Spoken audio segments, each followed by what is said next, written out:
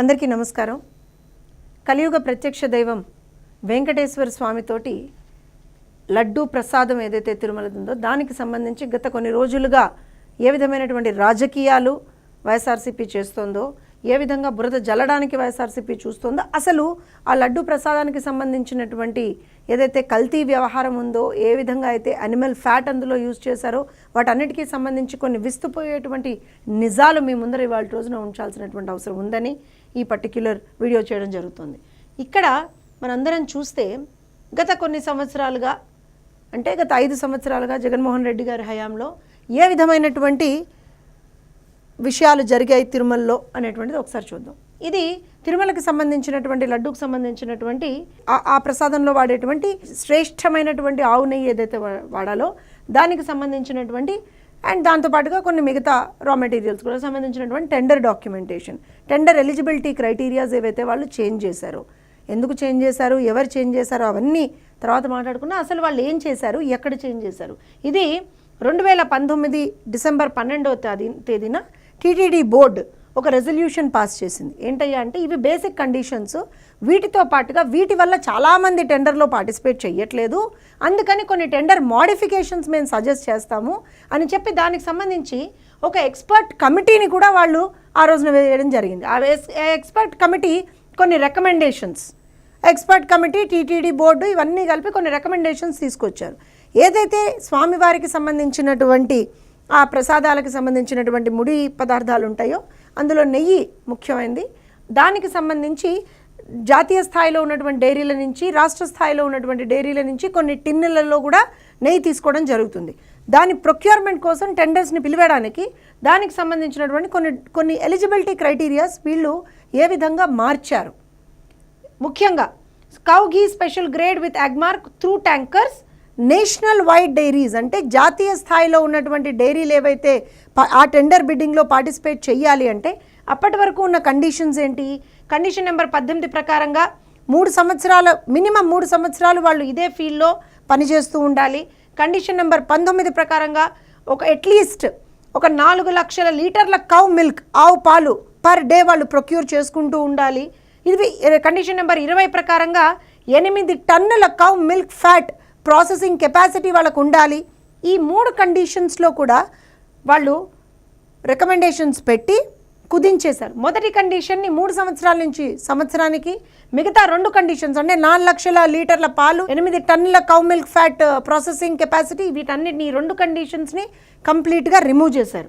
అలానే condition number 21 ప్రకారంగా ఒకవేళ కనుక ఆ విధమైనటువంటి ఏదైనా ఫర్మ్ అందులో టెండర్లో పార్టిసిపేట్ చేయాలి అనుకుంటే అట్లీస్ట్ ఒక 12 టన్నుల cow milk fat equivalent per డేని వాళ్ళు ప్రొక్యూర్ చేసుకునేటువంటి ఒక పరిస్థితి వాళ్ళకు ఉండాలి అనేటువంటి కండిషన్ ఉంది. దాన్ని కూడా 8 టన్నులకు కుదించారు.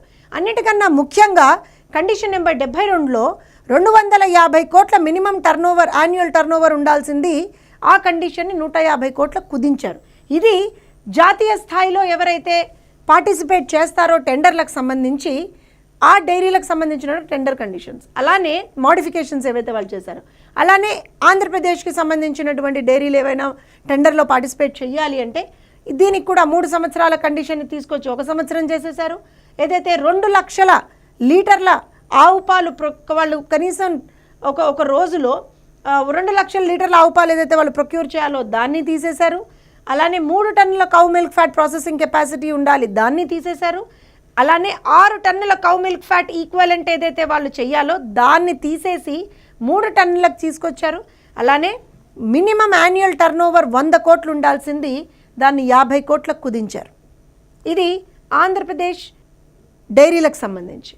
అలానే ఒకవేళ టిన్నులతో అయితే సేమ్ 3 సంవత్సరాల కండిషన్ని 1 సంవత్సరానికి కుదించి ఈ 2 కండిషన్స్ని తీసేసి 4 టన్నుల నుంచి 2 టన్నులకు ఆ ప్రొక్యూర్మెంట్ అనేటువంటిది ప్రాసెసింగ్ కెపాసిటీని తీసేశారు. 50 కోట్లు ఉన్నటువంటి మినిమం టర్న్ ఓవర్ 50 కోట్లు ఉంచారు. ఇది జరిగినటువంటి వాస్తవం. ఇది డాక్యుమెంటరీ ప్రూఫ్. అలానే త్రూ టిన్స్ సదరన్ ఇండియా నుంచి ఎక్కడి నుంచైనా మనం తీసుకుంటే ఎగ్జిస్టింగ్ టెండర్ కండిషన్స్ ఏంటి, dairy should be functional for at least for 3 years, దాన్ని 1 year చేశారు. కండిషన్ నెంబర్ 19, 22 కూడా రిమూవ్ చేశారు. ఏంటి, 2 లక్షల లీటర్ల cow milk for the last 1 year. అలానే 2 tons cow milk fat are ghee in excess of its market requirement. ఈ 2 కండిషన్స్ని తీసేశారు. కండిషన్ నెంబర్ 21, 4 లక్షల కౌ మిల్క్ ఫ్యాట్ ఏదైతే ఈక్వలెంట్ పర్ డే ఉండాలో ప్రొక్యూర్మెంట్ కెపాసిటీ, దాన్ని 2 టన్నులకు చేశారు.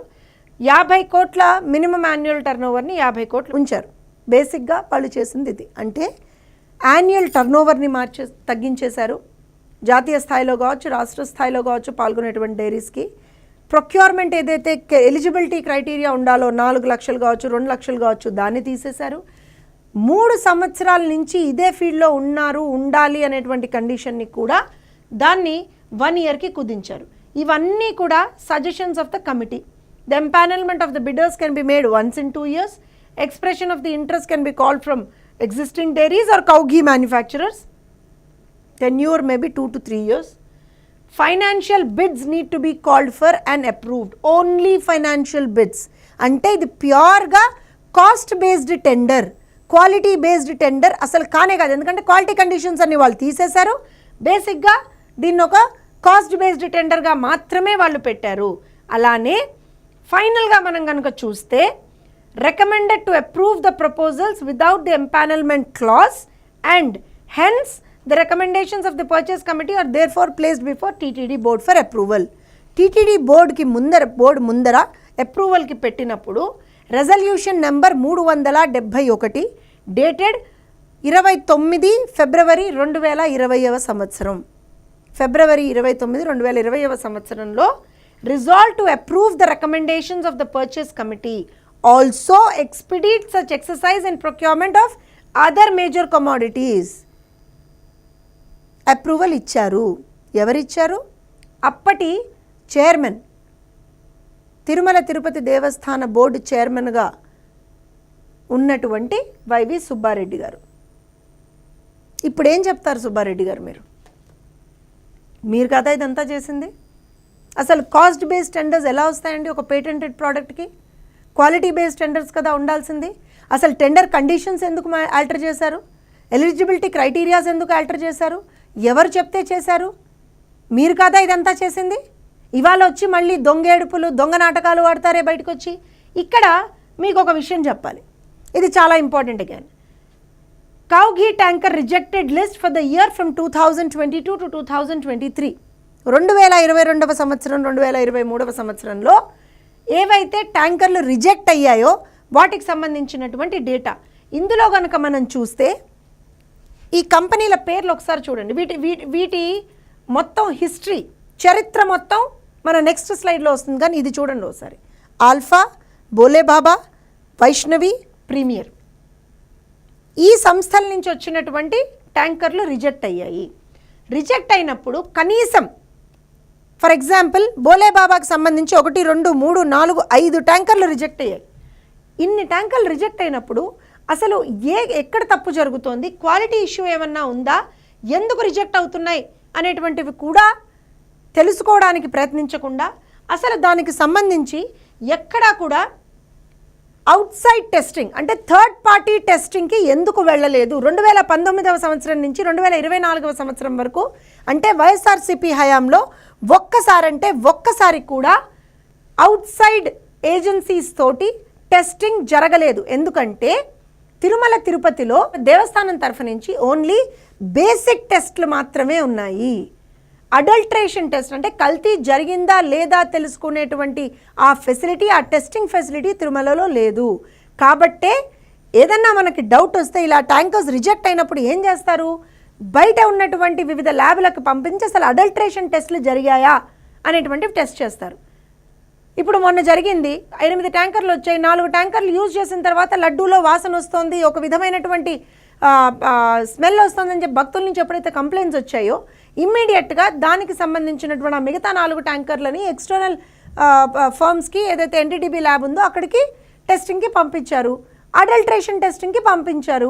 అడల్ట్రేషన్ జరిగింది అనేటువంటిది అంత క్లియర్గా రిపోర్ట్ వచ్చింది. మా ప్రభుత్వం వచ్చిన తర్వాత 8 సార్లు ఇప్పటికీ అవుట్ సైడ్ ల్యాబ్స్కి టెస్టింగ్కి పంపించారు వివిధ శాంపిల్స్ని. మరి గత ప్రభుత్వం ఉన్నప్పుడు 2019 నుంచి 24 వరకు గత ప్రభుత్వం ఉన్నప్పుడు ఎందుకు ఒక్కసారి కూడా అవుట్ సైడ్ ల్యాబ్స్కి మీరు టెస్టింగ్కి, అడల్ట్రేషన్ టెస్టింగ్కి ఎందుకు పంపించలేదు? సుబ్బారెడ్డి గారు, మీరు దీనికి సమాధానం చెప్పాల్సినటువంటి అవసరం ఉంది. అలానే నేను ఇందాక టెండర్ కండిషన్స్ గురించి మాట్లాడాను కదా, ఆ టెండర్ కండిషన్స్లో మార్పులు చేర్పులు ఎందుకు చేశారు అనే దానికి ఒక చిన్న ఎగ్జాంపుల్.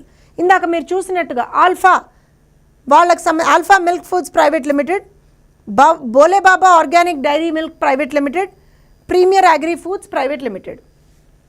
ఇందాక చూసారు మీరు, బోలేబాబాకి సంబంధించి ఒక 5 ట్యాంకర్లు రిజెక్ట్ అయ్యాయి, ఆల్ఫాకి సంబంధించి ఒక 2 ట్యాంకర్లు, ప్రీమియర్వి ట్యాంకర్లు రిజెక్ట్ అయ్యాయి. వీళ్ళ ఫైనాన్షియల్ ఇయర్ 2019లో వీళ్ళ యాన్యువల్ టర్న్ ఓవర్ 205 కోట్లు, భోలేబాబా 215 కోట్లు, వీళ్ళది 366 కోట్లు. 2020 రికమెండేషన్ అయిన తర్వాత 251 కోట్లు, 187 కోట్లు, 473 కోట్లు. 2021 232, 194, 2022 305, 185. అంటే ఏదైతే 5 ట్యాంకర్లు రిజెక్ట్ అయ్యాయో భోలేబాబావి, వాళ్ళలో కనీసం ఏ సంవత్సరం కూడా వాళ్ళు బేసిక్ అంటే ఇదివరకు ఉన్నటువంటి టెండర్ కండిషన్ని వాళ్ళు మీట్ అవ్వలేదు. అంటే వాళ్ళకి ఫేవర్ చేయడానికే టెండర్ కండిషన్స్లో మార్పులు చేపట్టారా మీరు? లేకపోతే ఇంకోటి premier agri private foods private limited, వీళ్ళ బేసిక్ ఆపరేషన్స్ ఏంటి? Tanning and dressing of leather, manufacture of luggage hand bags, saddlery and harness. అసలు బేసిక్ కండిషన్ తిరుపతి స్వామివారి నెయ్యికి సంబంధించినటువంటి టెండర్ వేయాలంటే basic condition it should be a dairy, either a dairy or dairy అంటే milk procurement unit అన్న అయి ఉండాలి. ఈ బేసిక్ కండిషన్ని కూడా ఎందుకు తుంగలో తొక్కారు మీరు? అసలు వీళ్ళకి ఏ ప్రాతిపదికన టెండర్ వేయడానికి మీరు క్వాలిఫికేషన్ ఇచ్చారు? ఇది ఇంపార్టెంట్ కదా, దీని గురించి మేము మాట్లాడకూడదు. అలానే alpha milk foods private limited, production, processing and preservation of meat, fish, fruit, vegetables, oils and fats. ఇది వీళ్ళ బేసిక్ బిజినెస్. ఇప్పుడు మీరు ఇంకొక విషయం చెప్పాలి. ఇది again as Karnataka milk products limited. ఇది ఎందుకు తీసుకొచ్చాను అని అంటే నందిని ఘీకి సంబంధించినటువంటి కర్ణాటక మిల్క్ ఫెడరేషన్ వాళ్ళకి సంబంధించినటువంటి వీళ్ళ బేసిక్ యాక్టివిటీ ఏంటి? Manufacture of dairy product, production of raw milk is classified in class 0121. అంటే వీళ్ళ బేసిక్ బిజినెసే డైరీ ప్రోడక్ట్స్. ఇలాంటి ఫార్మ్స్ నుంచి కదా మీరు తీసుకోవాల్సింది. ఎందుకు చేంజ్ చేశారు కండిషన్? ఎవరు అడిగితే చేంజ్ చేశారు? ఎవరు చెప్పితే చేంజ్ చేశారు? ఏం భగవంతుడితో ఆటలా మీకు? సరే, ఇవాళ పుట్టుకొచ్చాడు కొత్త మహానుభావుడు జగన్మోహన్ రెడ్డి. ఇన్ని రోజులు కళ్ళు మూసుకొని ఇంట్లో పడుకుని ఇవాళ బయటకు వచ్చి, లేదు నేను వెళ్తున్నాను, నేను తిరుమలకి వెళ్ళిపోతాను, తిరుమలకి వెళ్ళి నేను దేవుని దర్శనం చేసుకుంటాను. ఎందుకంటే యావత్ ప్రపంచంలో ఉన్నటువంటి శ్రీవారి భక్తులు, యావత్ భారతదేశంలో ఉన్నటువంటి ప్రతి ఒక్కళ్ళు కూడా కాండ్రించి ఉమ్మేస్తున్నారు జగన్మోహన్ రెడ్డి మీద, జగన్మోహన్ రెడ్డి చేసినటువంటి దుర్మార్గాల మీద, అపచారాల మీద, భగవంతుడితో ఆడినటువంటి ఆటల మీద. దాని నుంచి తప్పుదారి పట్టించడానికి డైవర్షన్ టెక్నిక్గా ఇవాళ రోజు నేను వెళ్ళిపోతాను తిరుమల అంటున్నావు.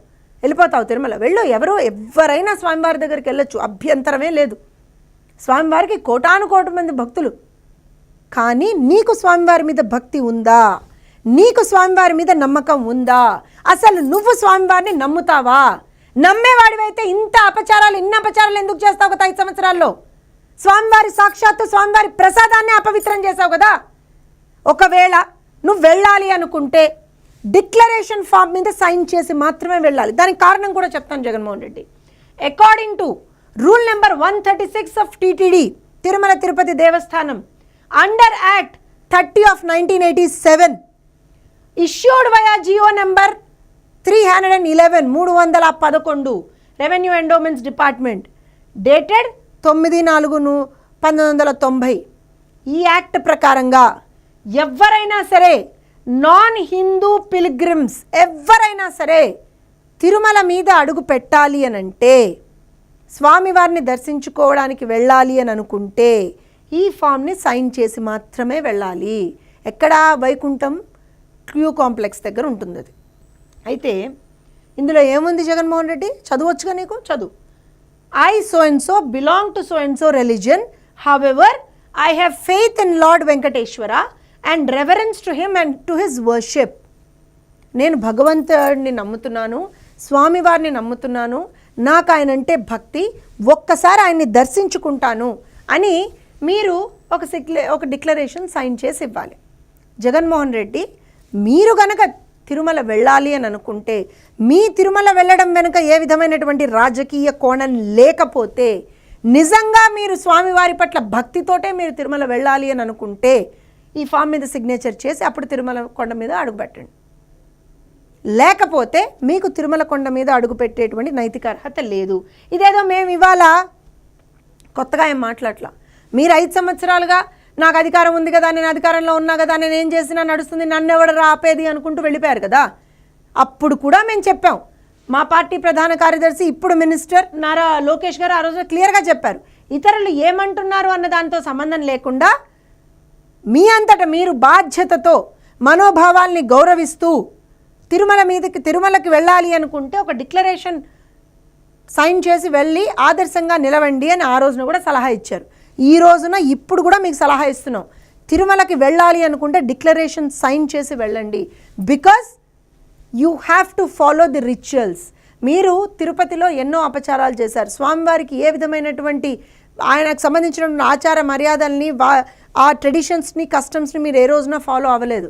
బ్రహ్మోత్సవాలప్పుడు కూడా స్వామివారికి పట్టు వస్త్రాలు సమర్పించాలి అంటే సతీ సమేతంగా వెళ్ళాలి అనేటువంటి ఆ కండిషన్ని, ఆ కస్టమ్ని కూడా మీరు ఆ రోజున పాటించలేదు.